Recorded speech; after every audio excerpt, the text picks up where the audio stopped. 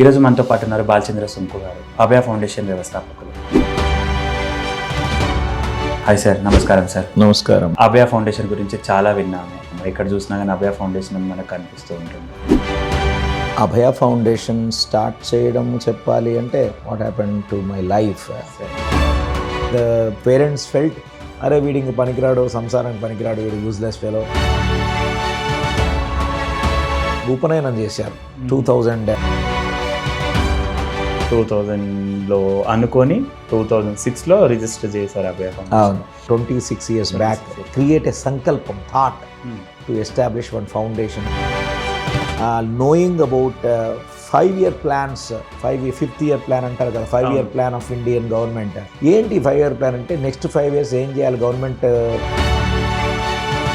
Developed country స్థాయిలో ఎందుకు లేదు, డెవలపింగ్ కంట్రీనే ఎందుకు అంటున్నారు అని అంటే there are 4 to 5 things which is making our country backward. 1 అనారోగ్యము, 2 అజ్ఞానము, 3 అవగాహన లేమి, 4 గ్రామీణ అభివృద్ధి లోపము.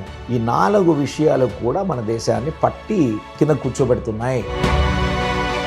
మీరు కంపెనీ సెక్రటరీగా వర్క్ చేశారు. అంత పెద్ద హోదాని విడిచిపెట్టి ఇప్పుడు వచ్చేసి అభయ ఫౌండేషన్ రన్ చేస్తూ ఉన్నారు.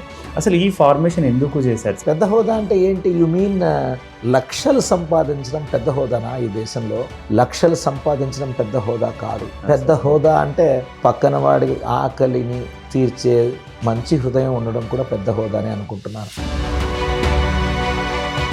Money comes and goes but morality comes and grows అన్నారు భగవాన్ సత్యసాయి బాబా. స్కూల్స్ లో కూడా సపోర్ట్ చేస్తూ ఉంటుంది. అవును, ఏ స్కూలుకు వెళ్ళినా ప్రభుత్వ పాఠశాలలకి ఏదో ఒక మౌలిక సదుపాయం ఉండకపోయి ఉంటుంది. అది చూసినప్పుడు చాలా హృదయం ద్రవించిపోయేదన్నమాట. అభయ ఫౌండేషన్కి మీటింగ్ పిలిస్తే 20 మంది వచ్చారు.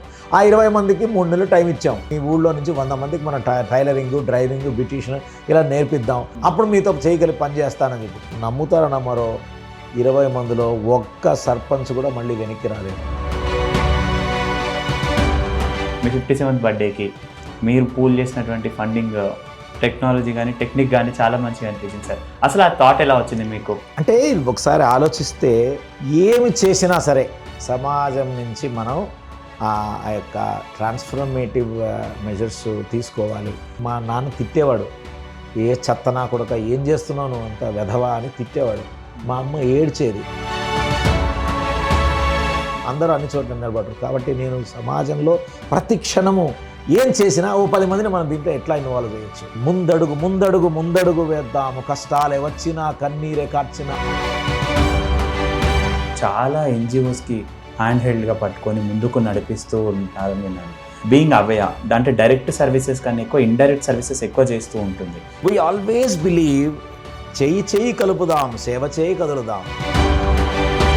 బతికిన నాళ్ళు 10 మందికి మంచి పని చేద్దాం.